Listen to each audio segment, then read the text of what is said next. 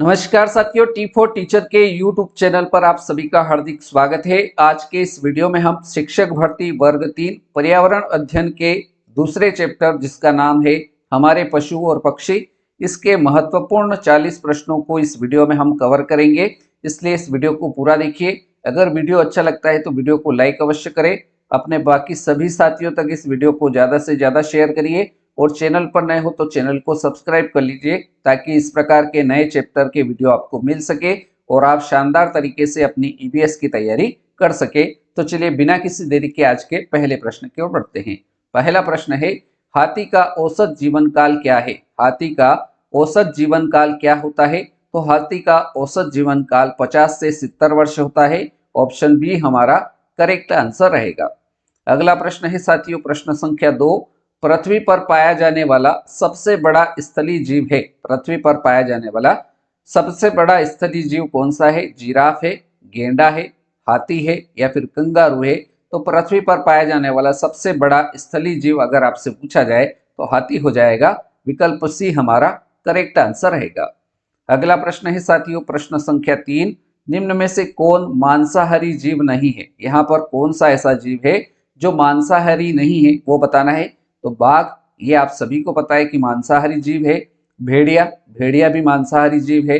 शेर, शेर भी शिकार करता है इसलिए ये मांसाहारी जीव है। लेकिन डी में, ऑप्शन डी में जो दे रखा है हिरण, यह शाकाहारी जीव है। तो हमें यहाँ पर मांसाहारी जीव नहीं है वो बताना था। तो ऑप्शन डी इस प्रश्न का करेक्ट आंसर रहेगा।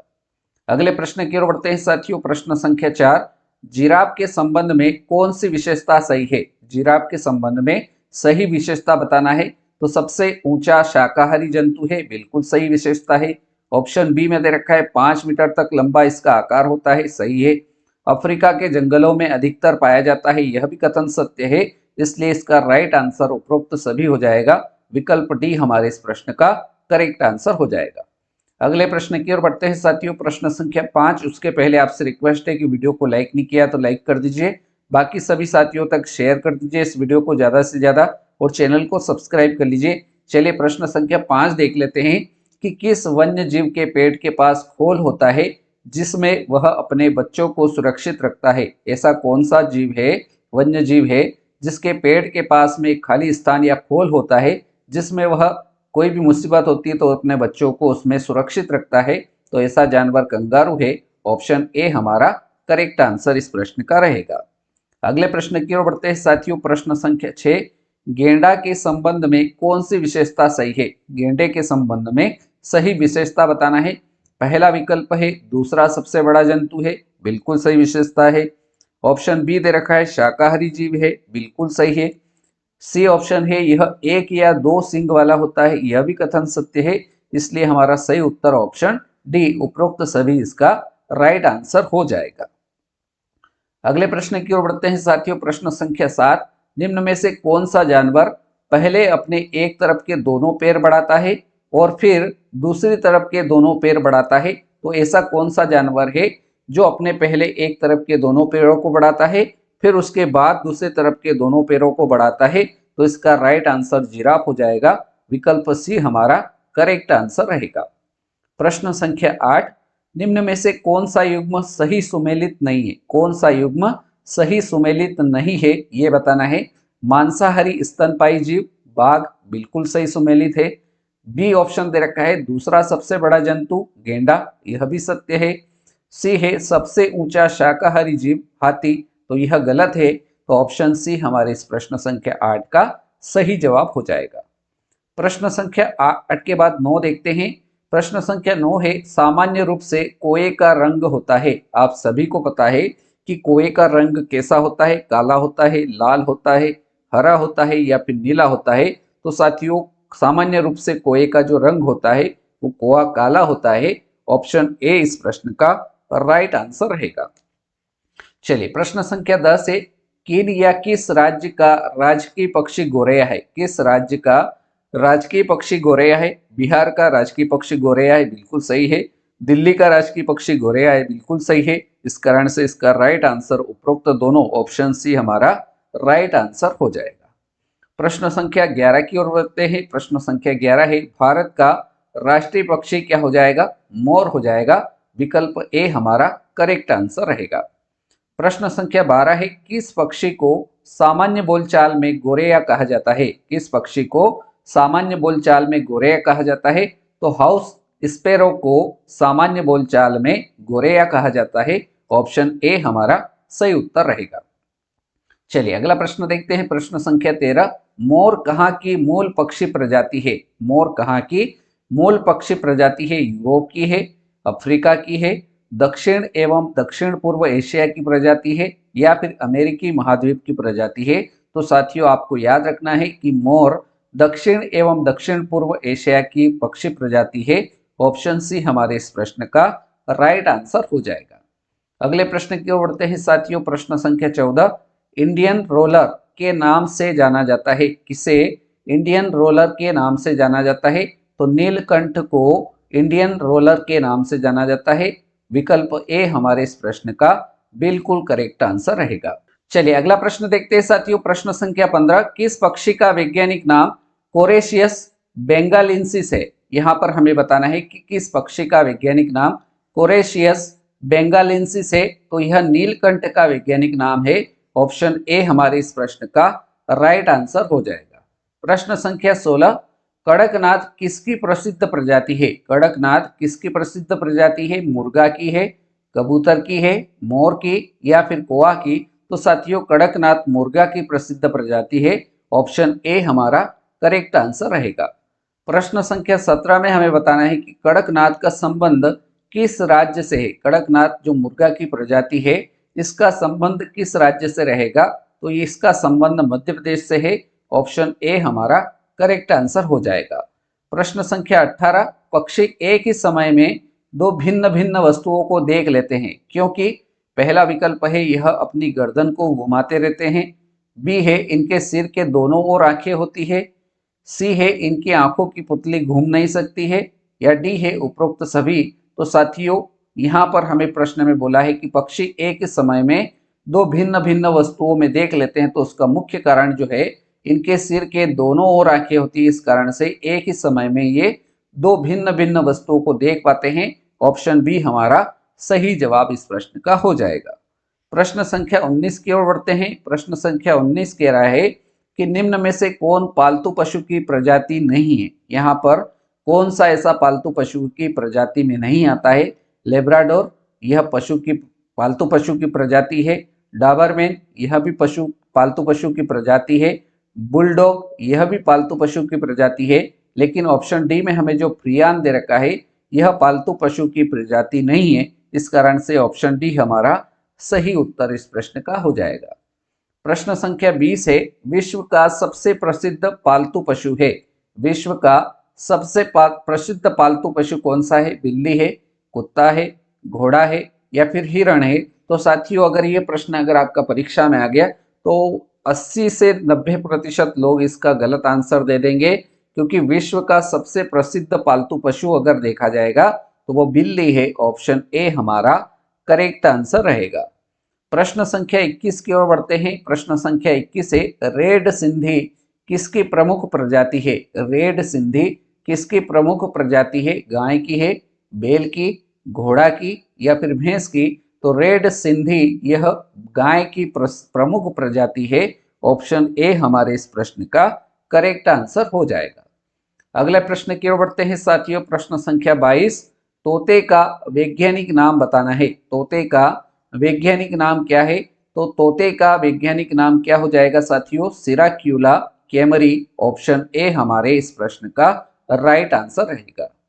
अगले प्रश्न की ओर बढ़ते हैं। प्रश्न संख्या 23, बिहार राज्य का राजकीय पशु बताना है। बिहार राज्य का राजकीय पशु क्या है? चीता है, हाथी है, बैल, या फिर गाय? तो साथियों बिहार राज्य का राजकीय पशु बैल है। विकल्प सी हमारे इस प्रश्न का करेक्ट आंसर रहेगा। अगले प्रश्न की ओर बढ़ते हैं साथियों। प्रश्न संख्या 24, अनीता के पास एक पालतू गाय है। अनीता नाम की एक लड़की है, इसके पास में एक पालतू गाय है। उसके अध्यापक ने गाय को स्तनधारी जंतु बताया, ऐसा क्यों है? तो यह अंडा देती है, इस कारण से अध्यापक ने स्तनधारी जंतु बताया, गलत। बी विकल्प है यह बच्चा देती है। तो साथियों किसी भी जंतु को स्तनधारी कब कहा जाएगा? जब वह बच्चा देती है, इस कारण से उसको स्तनधारी कहा जाता है। तो विकल्प बी हमारे इस प्रश्न का सही उत्तर हो जाएगा। अगले प्रश्न को देखते हैं, प्रश्न संख्या 25। हमारे आसपास पाए जाने वाले निम्न जानवरों में से किस जानवर का मनोरंजन के लिए भी उपयोग किया जाता है? हमारे आसपास में जो जानवर पाए जाते हैं, उन जानवरों में से कौन सा ऐसा जानवर है जिसका उपयोग मनोरंजन के लिए किया जाता है? कुत्ते का, खरगोश का, मुर्गे का या फिर बंदर का? तो साथियों, आपने देखा होगा कि मदारी जो है वह बंदर का उपयोग मनोरंजन के लिए करता है। तो ऑप्शन डी हमारे इस प्रश्न का करेक्ट आंसर हो जाएगा। अगले प्रश्न की ओर बढ़ते हैं साथियों, प्रश्न संख्या 26। मनुष्य द्वारा अपने परिवेश के जीवों के ख्याल किस प्रकार किया जाता है? इस प्रश्न में हमें बताना है कि मनुष्य द्वारा अपने परिवेश के जीवों का ख्याल किस प्रकार किया जा सकता है? नियमित भोजन देकर किया जा सकता है, बिल्कुल सही है। ऑप्शन बी है आवासीय क्षेत्रों के संरक्षण के द्वारा भी उसका ख्याल किया जा सकता है। तो इस कारण से उपरोक्त दोनों इस प्रश्न का ऑप्शन सी करेक्ट आंसर रहेगा। चलिए अगले प्रश्न की ओर बढ़ते हैं साथियों, प्रश्न संख्या 27। किस पशु की त्वचा के बालों का प्रयोग ऊन निर्माण के लिए किया जाता है? भेड़ का, भैंस का, हाथी का या फिर गीदड़ का? तो किस पशु की त्वचा के बालों का प्रयोग ऊन निर्माण के लिए किया जाता है? तो भेड़ का किया जाता है। ऑप्शन ए इस प्रश्न का सही उत्तर हो जाएगा। प्रश्न संख्या 28। किसानों द्वारा कृषि कार्य में किस पशु प्रजाति का सर्वाधिक प्रयोग किया जाता है? कृषि कार्य करने के लिए किसानों द्वारा सबसे अधिक किस पशु प्रजाति का प्रयोग किया जाता है? तो बैल का प्रयोग किया जाता है। ऑप्शन ए हमारा करेक्ट आंसर हो जाएगा। प्रश्न संख्या 29। प्राचीन तथा मध्यकाल के किस पशु का सर्वाधिक उपयोग युद्ध भूमि में किया जाता है? तो आपने देखा होगा कि जब युद्ध होते थे तो उसमें घोड़े का प्रयोग किया जाता था। तो ऑप्शन ए घोड़ा इसका राइट आंसर ऑप्शन ए रहेगा। प्रश्न संख्या 30। पर्वतीय एवं पहाड़ी क्षेत्रों में परिवहन के लिए सामान्य रूप से किस पशु का उपयोग किया जाता है? पर्वतीय एवं पहाड़ी क्षेत्रों में परिवहन के लिए सामान्य रूप से किस पशु का उपयोग किया जाता है? तो खच्चर का वहां पर उपयोग किया जाता है। विकल्प बी हमारा राइट आंसर रहेगा। प्रश्न संख्या 31। निम्न में से कौन दुधारू पशु प्रजाति है? यहाँ पर कौन सा ऐसा दुधारू पशु प्रजाति है? गाय है, भैंस है, बकरी है या उपरोक्त सभी है? तो साथियों, गाय भी दुधारू पशु है, भैंस भी दुधारू पशु है, बकरी भी दुधारू पशु है। इस कारण से अपना सही उत्तर ऑप्शन डी रहेगा। प्रश्न संख्या 32 है, रेगिस्तान का जहाज। रेगिस्तान का जहाज किसे कहा जाता है? तो ऊंट को रेगिस्तान का जहाज कहा जाता है। ऑप्शन ए हमारा करेक्ट आंसर हो जाएगा। प्रश्न संख्या 33। किस मालवाहक पशु को मनुष्य का मित्र कहा जाता है? कौन सा ऐसा पशु है जो मालवाहक पशु है और जिसको मनुष्य का मित्र कहा जाता है? ऊंट को, घोड़ा को, खच्चर को या फिर बैल को? तो साथियों, किस मालवाहक पशु को क्या कहा जाता है? मनुष्य का मित्र कहा जाता है। तो मालवाहक पशु जो है घोड़ा, इसको मनुष्य का मित्र कहा जाता है। विकल्प बी हमारा करेक्ट आंसर रहेगा। प्रश्न संख्या 34। निम्न में से कौन से पशु यातायात व भार ढोने वाले हैं? कौन सा ऐसा पशु है जो यातायात का भी काम करता है और भार ढोने का भी काम करता है?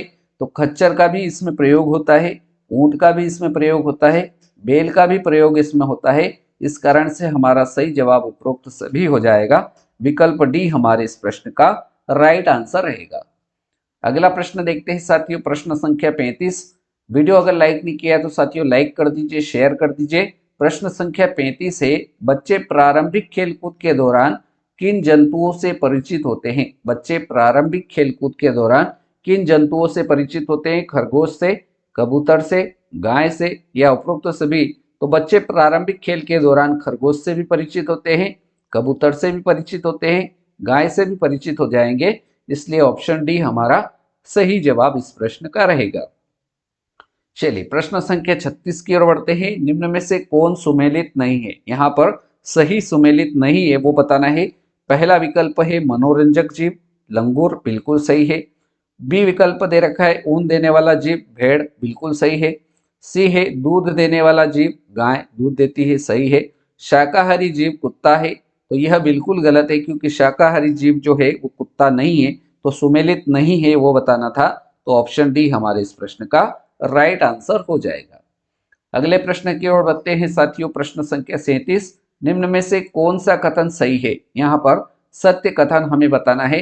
पहला विकल्प है परिवेश के जीव जंतु वातावरण के चक्र को व्यवस्थित रखने में सहायक होते हैं, बिल्कुल सही कथन है। ऑप्शन बी दे रखा है परिवेश की सुरक्षा हेतु वन संरक्षण आवश्यक है, सही कथन है। भेड़ को पालतू बनाना पूर्णतः आर्थिक है, क्योंकि भेड़ को अगर पालतू बनाएंगे तो उससे जो ऊन निकलेगी उससे अपने को आर्थिक लाभ होता है, सही कथन है। इसलिए इस प्रश्न का सही उत्तर ऑप्शन डी के साथ रहेगा, उपरोक्त सभी इसका राइट आंसर हो जाएगा। अगला प्रश्न देखते हैं साथियों। प्रश्न संख्या 38, वायु प्रदूषण की वह विषैली गैस जो जानवरों को प्रभावित करती है। वायु प्रदूषण की वह कौन सी विषैली गैस है जो जानवरों को प्रभावित करती है? पहला विकल्प है कार्बन मोनोऑक्साइड, ऑप्शन बी है नाइट्रस ऑक्साइड, ऑप्शन सी है उपरोक्त दोनों, ऑप्शन डी है हाइड्रोजन। तो इनमें से वायु प्रदूषण की वह विषैली गैस कौन सी है जो जानवरों को प्रभावित करती है? तो जानवरों को प्रभावित करने वाली विषैली गैस जो है वो कार्बन मोनोऑक्साइड और नाइट्रस ऑक्साइड दोनों विषैली गैस है जो जानवरों को प्रभावित करती है। इस कारण से सही उत्तर हमारा ऑप्शन सी उपरोक्त दोनों इसका राइट आंसर रहेगा। प्रश्न संख्या 39 की ओर बढ़ते हैं साथियों। प्रश्न संख्या 39 है, जानवर किस प्रकार के प्रदूषण से प्रभावित होते हैं? हमें बताना है कि जानवर किस प्रकार के प्रदूषण से प्रभावित होते हैं। वायु प्रदूषण से बिल्कुल प्रभावित होते हैं जानवर, जल प्रदूषण से भी प्रभावित होते हैं, भूमि प्रदूषण से भी प्रभावित होते जानवर। इस कारण से उपरोक्त सभी ऑप्शन डी हमारे इस प्रश्न का राइट आंसर रहेगा। और अब बारी है साथियों आज के इस दूसरे अध्याय का अंतिम प्रश्न, प्रश्न संख्या 40, ध्वनि प्रदूषण का जंतुओं पर प्रभाव पड़ता है, प्रजनन पर प्रभाव पड़ता है ध्वनि प्रदूषण का। ऑप्शन बी है विकास पर भी ध्वनि प्रदूषण का प्रभाव पड़ता है जंतुओं पर, स्वास्थ्य पर भी प्रभाव पड़ता है। इस कारण से अपना सही उत्तर उपरोक्त सभी हो जाएगा, विकल्प डी हमारे इस प्रश्न संख्या 40 का राइट आंसर रहेगा। तो साथियों इस प्रकार से आज के इस वीडियो में हमने ईवीएस के महत्वपूर्ण 40 प्रश्नों को हल किया और यह ईवीएस का हमारा सेकेंड पार्ट था जिसका नाम था हमारे पशु और पक्षी। इसके महत्वपूर्ण 40 प्रश्नों को आज के इस वीडियो में हमने कवर किया। उम्मीद करता हूं ये प्रश्न आपको समझ में आए होंगे। वीडियो अगर अच्छा लगा हो तो वीडियो को लाइक कर दीजिए, अपने बाकी सभी साथियों तक ज़्यादा से ज़्यादा शेयर करिए इस वीडियो को, और चैनल पर नए हो तो चैनल को सब्सक्राइब कर लीजिए ताकि इस प्रकार के नए वीडियो आपको मिल सके। आपने इस वीडियो को पूरा देखा उसके लिए आपको बहुत बहुत धन्यवाद। अगले वीडियो में मिलते हैं ऐसे नए टॉपिक के साथ, तब तक के लिए जय हिंद, जय भारत, वंदे मातरम।